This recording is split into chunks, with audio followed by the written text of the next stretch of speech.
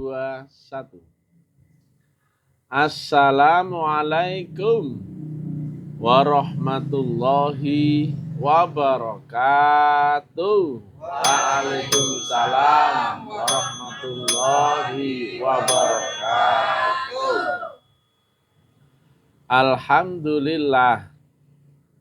Alhamdulillahi rabbil alamin. Wassalatu wassalamu ala asrofil anbiya wal mursalin Sayyidina wa maulana Muhammadin wa ala alihi wa sahbihi ajmain. Ketemu lagi dengan Mr. TM dengan uraian-uraian ilmiah tinggi tentang metodologi, metafisika, tasawuf, eksakta ilmiah. Bertempat di Kampus Taklim Ma'rifat Depok Sawangan. Judul yang kita angkat kali ini adalah belajar di sini egomu akan dihabisi.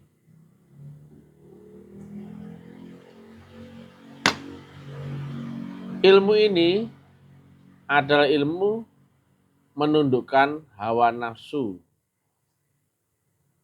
Dan jihad paling besar, kata Nabi, adalah perang melawan dirimu sendiri, nafsumu. Sering saya sampaikan ya, nafsu itu sangat sulit ditundukkan. Karena nafsu itu mengarah ke yang enak-enak menurut akalmu.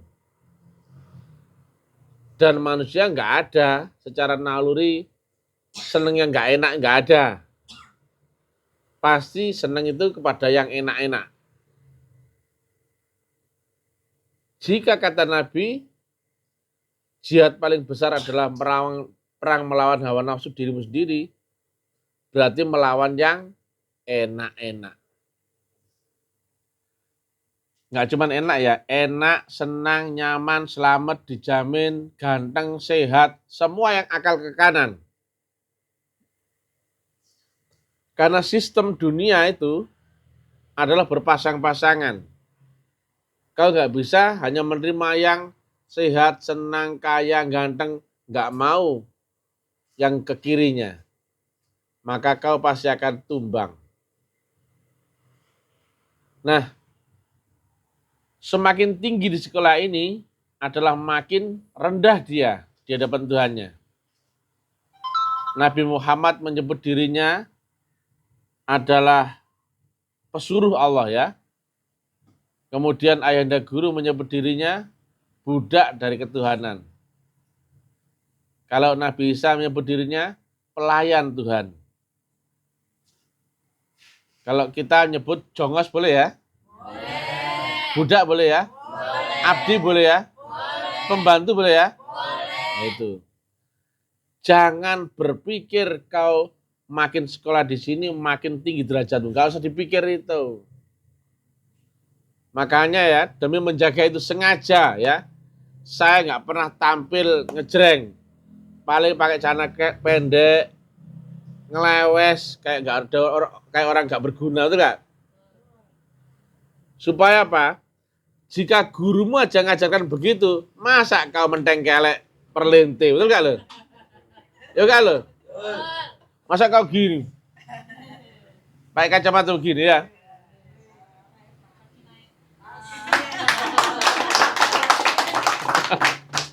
Biasa saja, ya toh? Dan kau nggak akan menang melawan egomu, nggak akan menang. Nafsu itu ya melewati ribuan tahun ya di neraka, dan dia nggak akan bisa tunduk ya. Bahkan Allah pun dilawan sama dia. Aku hanya mau tunduk dalam keadaan terpaksa atau dipaksa. Maka jika kau berusaha menundukkan nafsumu, bisa enggak? Tidak. Gak mungkin blok-blok. Kecuali kau dibikin Tuhan dalam satu kondisi khusus. Makanya nggak ada cerita sabar, nggak ada itu. Sabar cuma di dalam novel dan cerita. Yang berlaku di hadapan Tuhan adalah sabar yang disabarkan.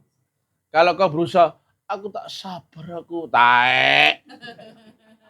Aku tak ikhlas, aku tak berusaha ikhlas, aku menerima apa adanya. Taek. Itu kalau kau akal masih jalan, berarti sabar masih produksi akal, betul nggak? Sabar yang asli, ikhlas yang asli adalah kau ketemu suatu kondisi yang kau nggak bisa memilih.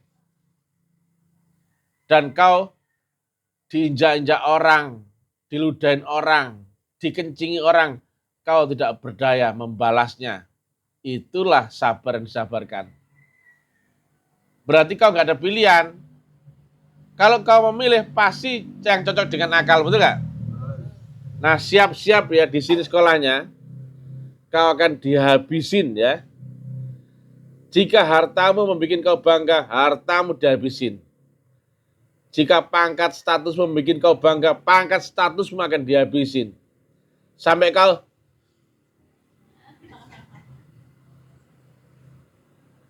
coba kalau sekarang kau disenggol orang, marah nggak? Marah ya. Tapi ketika kau ya menjadi seorang yang paling rendah, dikencingin orang nggak bisa apa-apa. Karena kau tidak berdaya.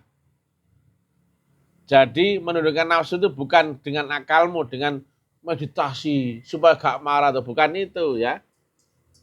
Kau pasti akan dibikin tidak berdaya, di mana sekelilingmu akan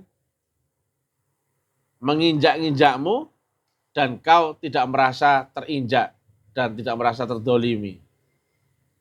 Itu yang sulit. Karena Tuhan ada di balik nolmu. Jika kau masih marah, kau masih ngatur, kau masih memerintah-merintah orang ya, berarti kau belum nol. Tipis sekali dan banyak pelaku tarekat, pelaku tasawuf berguguran karena ini. Gak pandang bulu ya, kan sudah saya ingatkan. Makin tinggi di sini kau harus merendah. Harusnya kau tahu resikomu ketika kau makin tua, kau makin di atas, kau jadi ketua, kau jadi apa. Resiko makin tinggi. Paling enak ada di tempat yang paling rendah dan kau gak bisa jatuh, betul gak? Mana ada barang? Tisu. Ah ini. Jika di tempat paling rendah, gini, dia bisa jatuh gak? Tapi kalau di ketinggian bisa jatuh. Nah kan, makin tinggi jatuhnya makin keras ya. Demikian juga paling aman tempatnya ahli tasawuf di tempat yang paling rendah. Jelas? Orang berhak untuk menghinamu ya. Memfitnahmu, nyesat-nyesatkan kamu. Whatever ya. Gak masalah. Plus gak masalah. Kau dibikin menderita, gak masalah. Kau dipecat pekerjaan, gak masalah. Ya. Kalau kau masih berontak, kau masih ada pilihan, berarti nafsu belum tunduk. Berarti apa? Kau masih punya kuasa. Padahal kuasa itu harus punya Tuhan. Kau sudah nggak punya daya apa-apa. Itulah yang benar ya. Kata siapa? Kata Mr. TM. Ya, ini tempat paling aman ya. Makanya ya, kalau kau ya menundukkan nafsu dengan meditasi, bahasa Arabnya adalah tae. Gak mungkin ya. Tetapi ketika kau dipecat dari pekerjaan, rumah tanggamu dicerai misalkan ya, kau dihinakan, diusir, kau tidak berdaya apa-apa, dan kau hanya diam longok-longok saja. Akalmu gak jalan, betul gak? Mau marah gak mampu, kenapa? Gak punya daya kekuatan apa-apa, betul gak? Itulah sabar yang disabarkan, ikhlas yang diikhlaskan. Dan Tuhan menaikkan derajat iman seseorang lewat ujian, bukan pujian ya, ujian. Maka selamat bagi yang di sekolah ini dan hidupmu jembret. Bagi yang dipecat pekerjaan, selamat. Yang nggak punya penghasilan, selamat. Yang barang-barangnya hilang, semangat.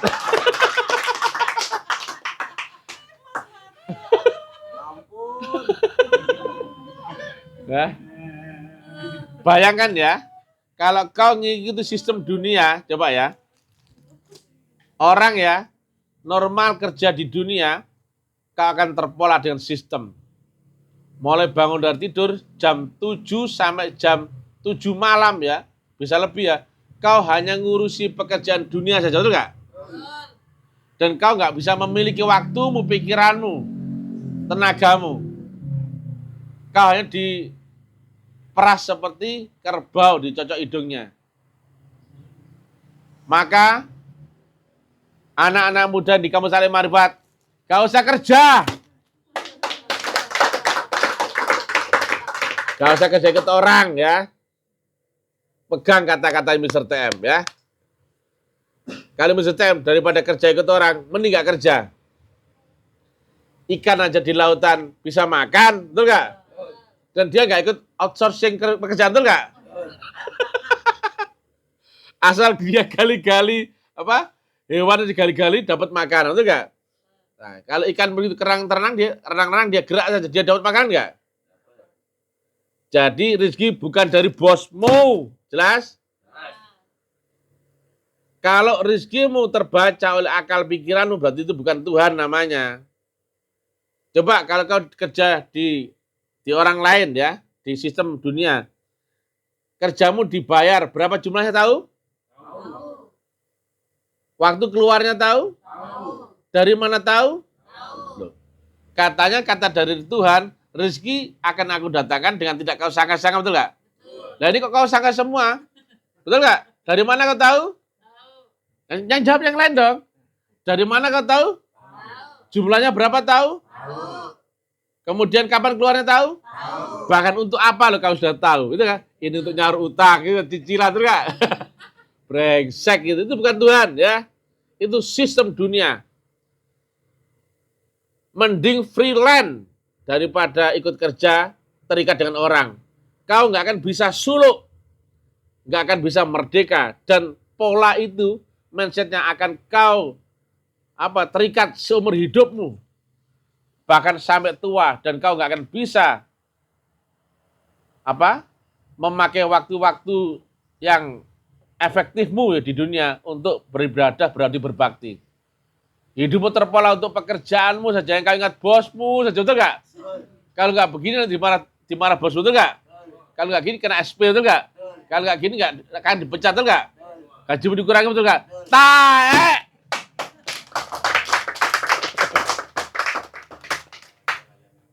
Ya, jika kau di jalan ini ya, asal kau mati-matian berjuang, nggak mungkin kau nggak makan. Ayo, jelas? Gak mungkin kau nggak makan asal kau berjuang terus. Mending nggak makan ya daripada makan tapi memakai sistem dunia. Ini bukan anti dunia, ini sistem. Bahwasanya seluruh umat manusia telah dikendalikan sistem alam bawah sadar. Makanya kita mulai usaha-usaha ekonomi produktif ya. Sederhana, dari laundry, dari jualan ini, jualan itu. Mending saya angkat topik kayak begituan. Daripada kau seorang direktur, tapi nggak punya waktu ya. Karena apa? Ada tanggung jawab dengan komisaris dan sebagainya. Dan kau nggak akan pernah bisa lolos daripada duniamu. Nggak mungkin bisa. Karena nggak akan bisa kau praktek inna sholati wa nusuki wa mahya wa mamati. Makanya siap-siap ya. Saya nggak ngomong yang enak-enak ya. Kalau kau belajar di sini, kau pasti siap-siap dikeluarkan pekerjaan. Tepuk tangan. Kau siap-siap cerai dengan istrimu, tepuk tangan. Kau siap-siap kesulitan cari makan, tepuk tangan. Hanya dengan begitu akalmu lumpuh. Dan kau tidak berdaya. Setelah itu apa? Kau nggak ada pilihan. Kalau nggak ada pilihan, apa yang ada kau makan, betul nggak? Kalau kau punya kemampuan ke warung, pasti banyak pilihan, kau pilih paling enak, betul nggak? Tapi kalau sudah nggak ada pilihan, biasanya makan nasi, kemudian makan jagung, makan nggak? Dia lapar. Betul nggak? Sederhana. Nggak mikir apa-apa. Yang ada di jalan itu nggak? Nggak perlu mikirkan selera ini itu. Gaya hidup nggak perlu. Kita hanya berdasarkan kebutuhan hidup, bukan gaya hidup. Gimana cara bisa makan gitu, Dok? Dan Nabi pun begitu ya. Besok nggak tahu. Tapi jangan khawatir ya.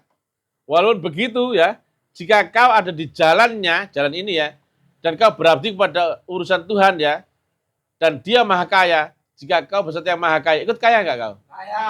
Ikut kaya. Jelas? Prinsipnya apa? Ngikut. Coba ya, anak baru lahir ya, bayi lahir. Kalau orang tuanya kaya, dia kaya nggak dia? Anaknya orang kaya, itu nggak?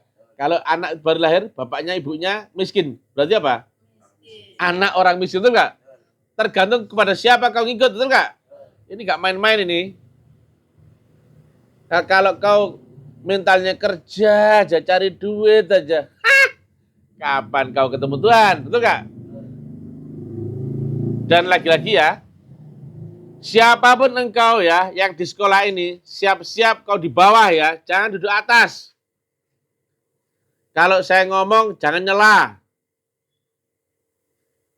Jangan ngatur-ngatur orang. Kemudian, sejajar saja jangan ya, di bawahnya ya. Kalau gurumu di sini, kau minimal di bawahnya, ya betul nggak? Jangan sampai sejajar, jangan sampai. Nah sekarang, saya sering duduk bawah, apa lah pokoknya.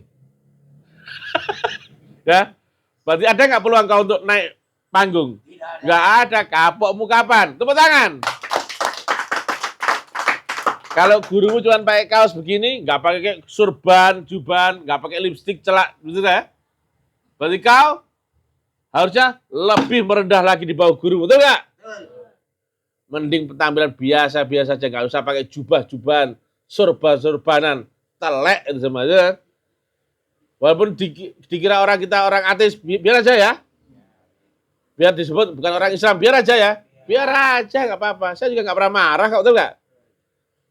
Ya, saya dihina-hina orang kan, ada sesat toh. Tapi kan nggak kena tuh kan? Ngefek nggak bagi saya? Enggak. Dakwah kita bahkan makin besar di mana-mana, tuh nggak? Katanya saya orang nggak kerja katanya. Saya cuma jualan agama, ya.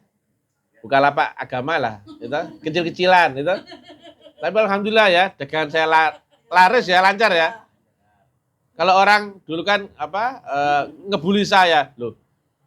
Buktinya saya bangun di mana-mana, kan nggak perlu saya tunjukkan pada kalian, tuh nggak? Yang jelas kami bangun di Purbalingga, tepuk tangan. Balikpapan bangun, tepuk tangan. Kebumen bangun, tepuk tangan. Lamongan bangun, tepuk tangan. Bandung sudah dapat tanah, tepuk tangan. Tenggarong ada tanah, tepuk tangan. Kendari ada masjid yang untuk kita, tepuk tangan. Sebentar lagi Sukoharjo, tepuk tangan.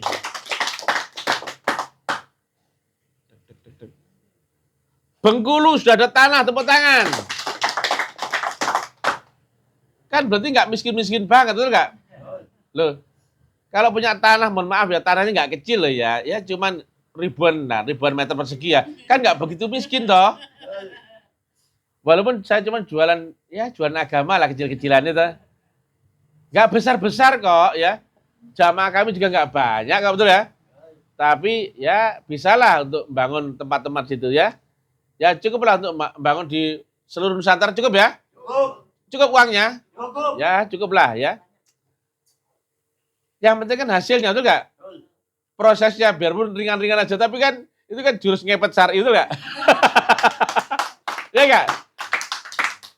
Kau marah, ya marah sakarepmu, betul nggak? Kau cemburu, ya cemburu sakarepmu, gitu. Kau sensi, ya sensi ya. Yang penting taklim ma'rifat tetap membangun di mana-mana, betul nggak? Dan itu proses yang tidak bisa dibantah oleh semua orang ya. Dan kami kan update selalu ya, real lewat YouTube, lewat Facebook ya. Kami bangun di mana-mana. Jadi bukan omong kosong kan? Betul nggak Pak Ji? Betul. Ya kan? Ya. Dan dakwah kami jaringan di mana-mana kan? Dan mungkin hanya Mr. Sam ya yang goblok-goblokin ulama dan nggak bisa dibantah mereka, betul kan? Ya apa nggak? 2 tahun loh ini. Saya tunggu-tunggu, nggak nongol. Saya sebut nama-namanya loh, nggak ada nongol.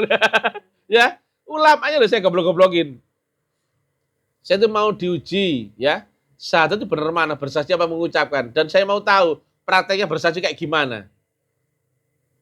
Makanya saya undang semua ulama ya. Prakteknya bersaksi dalam saat itu kayak mana? Apakah bersaksi begitu ya? Ataukah cuma mengucapkan kan aneh ya?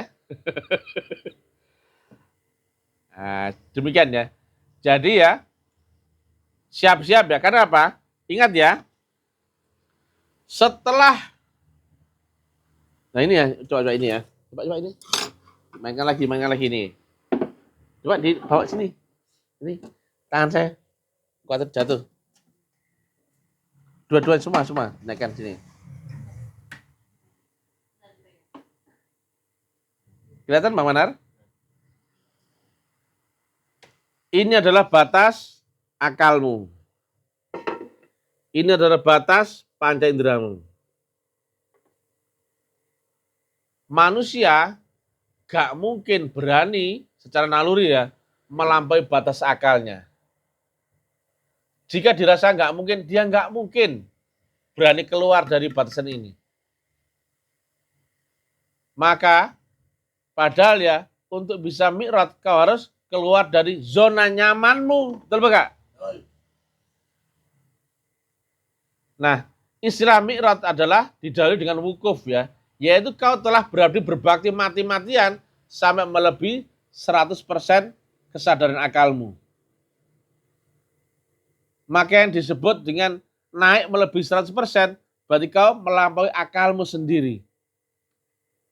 Maka bisa nggak dengan akalmu melampaui akalmu? Nggak bisa.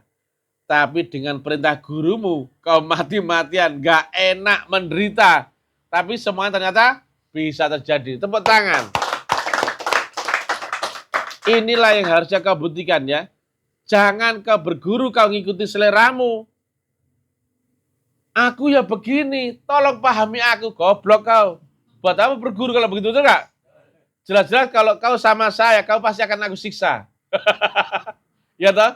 Kalau Budia, kan sampai sore kan, sampai pagi itu nggak? Sampai akalmu mati. Bukan sampai capek ya, sampai akal mati. Jelas?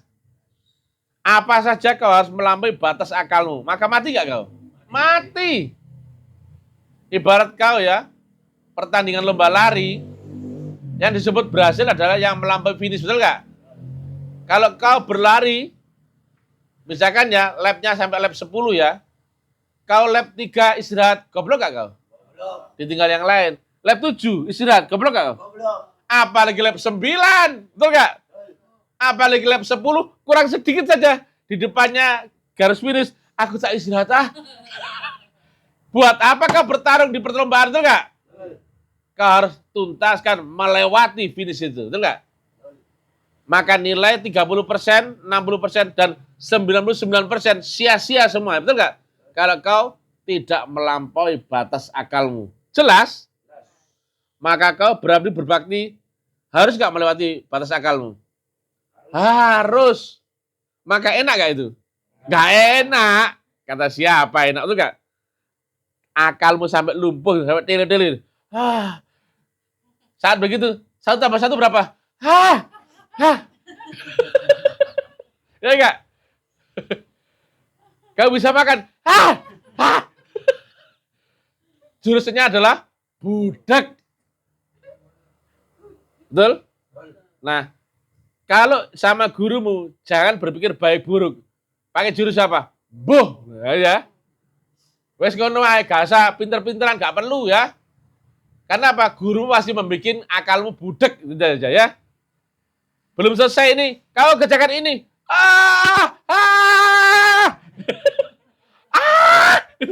Belum selesai kok disuruh lagi. Ini lagi sana. Stres wajib nggak? Wajib. Tidak berdaya wajib nggak? Wajib. Gak bisa mikir wajib nggak? Makanya siap-siap kau budak. Makanya kalau ada orang ya, ini demi Allah, kalau ayah guru dulu ya, kalau ada orang mendapatkan ujian, dia ketawa, ngakak-ngakak tuh. Biar saja, biar matang dia. Padahal yang diuji, aku udah gosong rasanya. Tapi bagi guru, belum matang itu. Karena akalnya masih jalan. Jelas ya?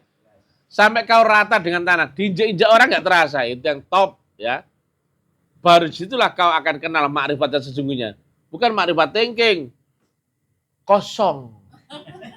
Suwung. Gong lewang lewung. Tapi mbek akal ya padha wae. Berarti akalnya kan fungsi itu enggak? Tapi kalau berhadapan dengan gurumu kau diperintah, budak enggak kau? Budak. Berarti kita adalah tarekat jurus budak. Gak usah kriteria ya. Kriteria pinter gak itu? Berarti kalau tahu kriteria, berarti kau akalmu jalan, betul gak? Kalau di sini, maaf ya, sering saya sampaikan nggak? Perlu nggak baik buruk? Tidak. Perlu nggak benar salah? Tidak. Perlu nggak teori? Tidak. Asal kau ketemu di jalan ini dan kau budak kepada gurumu. Jelas? Jelas nggak? Kau berbakti kepada gurumu sampai budak. Jelas? Nah itu dia. Kok gitu? Boh, nah ya. Sekarang saya nanya ikuti saja. Jelas gak ada enaknya ya. Karena itulah proses takholi. Selama kau ada dirimu, Tuhanmu ada nggak? Nggak ada. Selama kau ada pilihan berpikir, berarti kau ada nggak? Ada. Berarti Tuhanmu ada nggak? Ada. Jelas? Wa ma romaita id romaita walakinnallaha roma. Bukan dia Muhammad yang berkata-kata, tapi akulah mulutnya. Bukan dia yang memandang, tapi akulah matanya. Di mana Nabi Muhammad? Hilang. Di mana dia? Boh. Ya, terus gak usah bahas orang jelimet-jelimet ya. Istilah-istilah jelimet itu alam malakut, alam lahut. Gak usah. Alam si jilur telur, harus mari, iya kan? Gitu. Gowet tuh pakai kitab, tapi goblok. Gak usah mending praktek, betul gak ya? Kalau kau mau ke dari Jakarta mau ke Surabaya, pastikan kau lewati syarat rukunnya dan caranya. Gak perlu tanya-tanya, kalau sudah fix ya, sampai tujuan gak? Sampai. Nah kalau sudah sampai, perlu gak nanya orang? Tidak. Gak usah, gak ada goblok kayak, betul gak? Kamu tanya kepada ulama sekarang, masa dia ngerti? Tanya aja sekarang tuh. Wujudnya Allah sekarang di mana Pak ulama? Ngerti gak dia? Tidak. Goblok, betul gak? Mending gak usah nanya, betul gak? Wes, sembuh Pak, pokoknya aku ikut Mr. Tem. Biar saya budek aja, betul gak? Udah. Bahkan agama pun kau gak ngerti. Kalau sudah gak ngerti, sudah jos. Tapi kalau nggak kau ngerti malah bukan, betul gak? Jelas gak? Jelas. Lihat ya, zaman Nabi Muhammad. Ada seorang kulit hitam ya, namanya Bilal ya. Suatu saat Nabi Muhammad munajat ya. Kemudian Bilal, sini kau.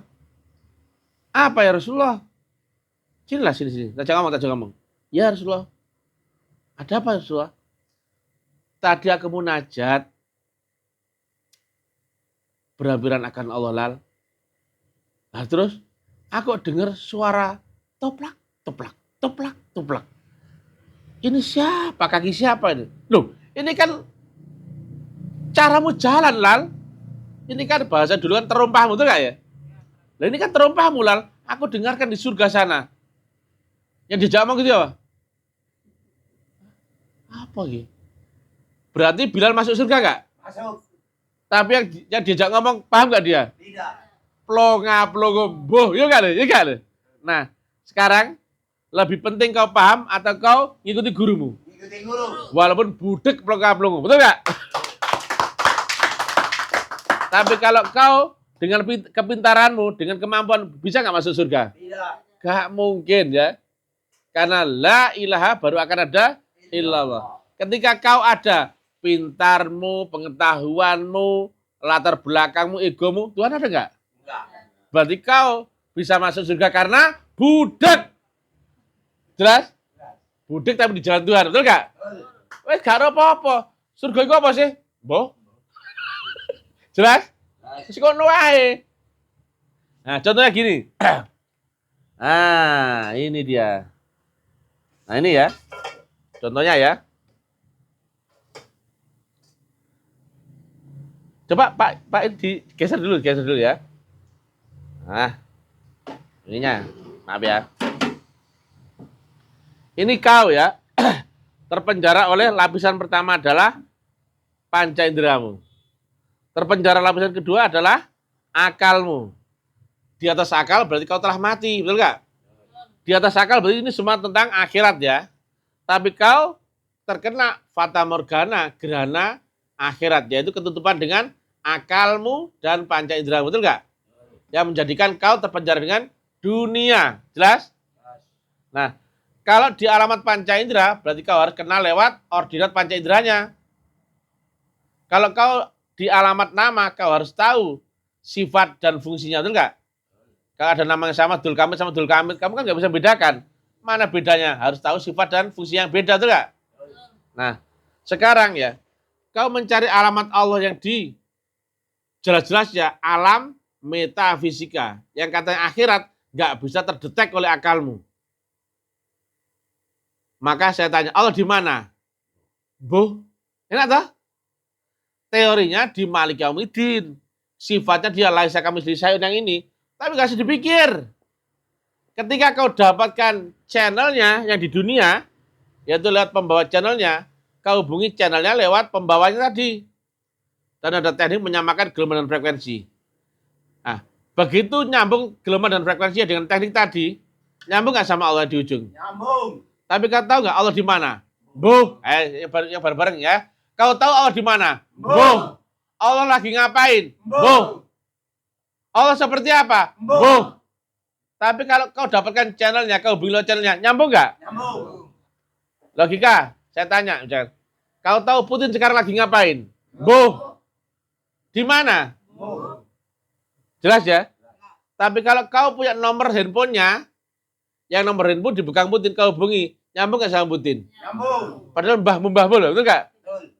Mana lapis langit yang ketujuh itu? Bu. Di mana ars itu? Bu. Bagaimana mirat itu? Bu. Kau ikut saja, sampai nggak? Sampai. Nggak perlu pinter, nggak perlu. Ngaji perlu nggak? Nggak perlu. Nabi Muhammad nggak ngajarin ngaji seperti itu, nggak? Nggak, siku. Buyarno wae pesantren-pesantren itu, nggak? Buyarno wae. Itu lebih Nabi nggak ngajarkan membaca Quran begitu, betul ya? Betul. Buyarno wae ya. Karena apa? Belajar membaca kitab Qadim. Melewati proses agama lewat ruhani ya. Membaca kitab Qadim, bukan membaca kitab Mushaf. Gak mungkin ngerti kau itu. Al-Waqi'atus Sibil, nyentuh aja gak bisa, kok apalagi ngerti. Wes tinggalkan saja loh. Kalau kau sudah membaca dan paham, sudah, gak usah dibaca lagi. Tinggal bagaimana caranya kau bisa mempraktekkan. Maka carilah orang yang menunjukkan cara prakteknya, betul nggak? Dari kecil sampai umurnya Pak Sis berapa tahun? 56 tahun ya. Dulu masuk tarekat di sini tahun berapa Pak Sis? Waktu itu umur berapa kira-kira? Umurnya 20 sekian. Hah? 53 ya. Baru masuk tarekat itu enggak? Nah, tapi sebelumnya selama umur 0 sampai 53, betul nggak? Teori syahadat adalah asyhadu alla ilaha illallah Muhammadur Rasulullah, betul nggak? Betul? Dan selama itu syahadat ya tetap itu saja, betul nggak ya? Dan nggak pernah praktek, betul nggak? Tapi sudah paham. Diulang-ulang ya itu saja, tapi nggak pernah praktek, betul ya? Aku bersaksi bahwa tidak ada Tuhan selain Allah, betul nggak? Itu saja teorinya, betul nggak? Dan nggak pernah bisa praktek, betul nggak? Nah, baru tahun ke-53 ketemu taklim ma'rifat, tahu caranya praktek syahadat, betul nggak? Bersaksi dan disaksikan, betul nggak? Dan bisa menyaksikan, betul nggak? Wujud nggak itu? Wujud. Jelas ya? Ketemu nggak Rasul zaman ini? Ketemu. Nyata? Nyata kok ya. Betul nggak ini? Betul. Kau disuruh nyari Allah di akhirat apa di dunia? Di dunia. Nah, di dunia pakai panca indera apa enggak? Pakai. Makanya nyata nggak dia? Nyata kok. Nah, orang-orang itu nggak tahu mana wujud Allah yang nyata di dunia. Makanya mereka akhirnya apa? Prakteknya diselewengkan. Masa bersaksi jadi mengucapkan? Nah, kalau praktek bersaksi itu gimana? Ya gini loh. Oh, ngono tok. Boleh nggak diomong? Boleh. Nah, boleh nggak diomong? Boleh. Yang penting ada disaksikan, betul nggak? Betul. Nah sekarang cuma ngomong gak disaksikan. Goblok apa tolol? Tolol kamu goblok. Alhamdulillah 53 tahun tolol ya. Sekarang Pak, sekarang beriman. Betul gak? Ya kan? Ya kan lo? Loh 53 tahun lo tahu teorinya syahadat tapi gak pernah praktek toh?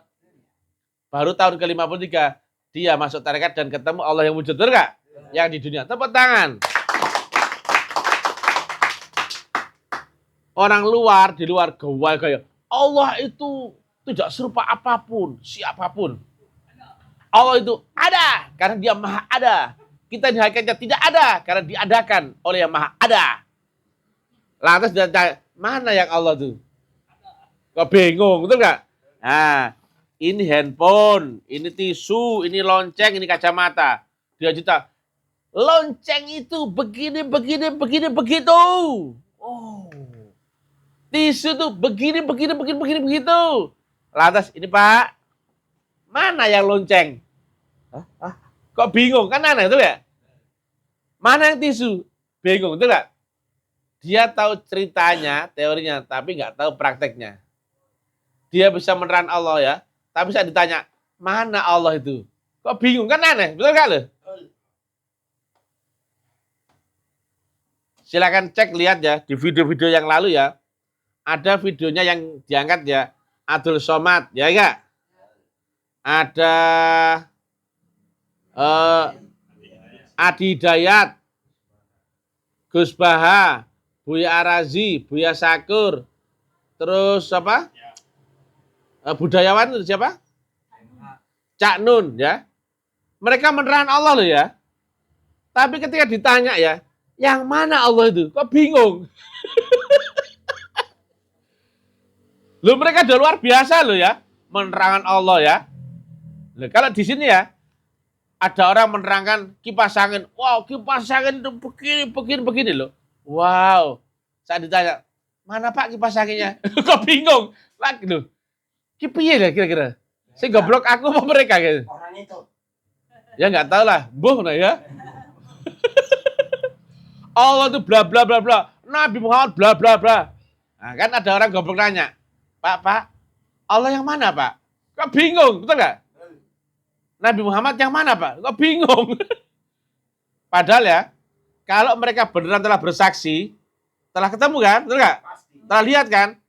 Maka kalau ditanya, mana Allah? Harusnya tinggal nunjuk, itu loh Allah, betul nggak ya? Yang mana Nabi Muhammad Pak? Itu loh, jelas ya? Kalau kau sudah lihat bersaksi mana handphone, mana tisu, mana lonceng, ditanya, mana tisu? Ini, betul nggak? Mana lonceng? Ini, betul nggak? Lah mana handphone? Ini, kacamata? Ini. Baru kira kalau nggak ngerti, gendang, betul nggak? Baru pelajaran anak kecil, ini kan anak TK, betul nggak? Ayo, yang punya anak, mana yang punya anak? Yang punya anak kecil, betul nggak? Kau dulu ngajari anakmu, ini gentong, betul nggak? Ini sepatu, betul nggak ya? Betul nggak? Loh, gitu tau lo gak ngerti. Taek. Tepuk tangan. Astaga. Itu rukun dasar ya, rukun syarat Islam yang pertama lo gak ngerti. Baru mau ditanya, nunjukkan, yang mana Allah, kok gak ngerti? Yang mana Nabi Muhammad kok gak ngerti, betul nggak? Kau ya, yang lihat video saya ya, coba tunjukkan yang mana Allah dan yang mana Nabi Muhammad zaman ini. Kau pun gak ngerti kan? Tolol kau itu tuh gak? Baru sederhana kan tuh gak? Sangat sederhana tuh gak? Kalau ada barangnya, kau beneran telah lihat, telah bersaksi dan kau tahu, kan tinggal tunjuk. Mana kacamata? Ini Pak. Lega, kapan toh? Itu anak kecil kelas 1 SD, betul gak? Mana tisu nak? Ini Pak. Ya kan lo? Mana HP? Cus, nyom mana HP nak? Ini, betul nggak? Nggak kelas 1 SD itu ya. TK terus sudah tahu, betul nggak? Ini tahu HP? Ternyata mereka ulama-ulama ditanya, mana HP ulama? Nggak tahu. Mana lonceng? Nggak tahu. Dan gitu umatnya mabuk semua. Kena taklim marifat buyar. Dasmu sak utek, betul jelas nggak? Bantan tak karepmu, kamu jelas gak bisa syahadat, betul gak? Yang mana Allah di dunia, kan tinggal tunjuk kalau kau tahu, betul gak? Dan ketika ditanya, ingat apa dalam sholat? Ya ingat Allah. Apanya Allah yang kau ingat? Ya wujudnya, kan gitu, betul gak? Jelas gak? Dan cocok dengan ini wajah tu wajah loh. Allah di dunia loh ya, bukan Allah di aras loh, jelas ya? Dan kalau saya salah, sudah pasti ditangkap MUI, tepuk tangan. Ditangkap polisi. Loh. Amal saya nggak manis ya, betul nggak? Betul nggak? Saya nggak pakai gula-gula ini, betul nggak? Nggak pakai lipstick, nggak pakai eyeshadow, betul nggak? Saya nggak manis, betul. Saya Tommy Cowboy ya, belum mandi juga, betul ya? Tapi kenapa omongan saya nggak bisa dibantah orang? Nggak bisa ditangkap polisi? Karena ilmiah. Dan berarti yang saya sampaikan data realita apa khayalan atau morgana? Data realita. Bahkan sampai sekarang saya tanya, kau ulama, kiai, ustadz, Gus Buya Habib, kau tahu nggak Allah zaman ini? Yang di sini, yang di dunia. Kau tahu nggak Nabi Muhammad zaman ini? Yang mana sih Allah? Coba ayo. Ayo komen ya. Yang komen silakan ya. Mana wujudnya Allah di dunia dan mana Rasul zaman ini, betul nggak? Saya tunggu ya. Kau pun nggak bakal tahu, betul nggak? Dan ulama Kiai Ustadz Gus Buya nggak bakal tahu. Potong leher saya kalau kau tahu, betul nggak? Kalau kau tahu, kau pasti bisa meluruskan agama ini. Dan kalian merasa agama Islam sedang baik-baik saja, padahal telah rusak. Maka orang yang merasa benar di tempat yang salah, di waktu yang salah, berarti dia orang yang salah. Kalau kau seorang ulama misalkan ya, sewa pelacur ya, di tempat pelacuran, karena kau merasa enak kok, aku seneng. Betul nggak? Dia merasa benar. Hei kau salah goblok, betul nggak? Kau merasa benar di zona nyaman, padahal kau di tempat yang salah, di waktu yang salah, berarti kau adalah orang yang salah. Mending tersesat di jalan benar, betul nggak? Daripada benar di jalan sesat. Kalau benar di jalan sesat berarti kau tersesat.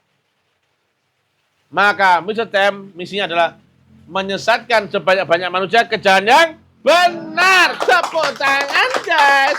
Pak, berapa menit Pak? Gak bilang-bilang. Assalamualaikum warahmatullahi wabarakatuh. Wah ini.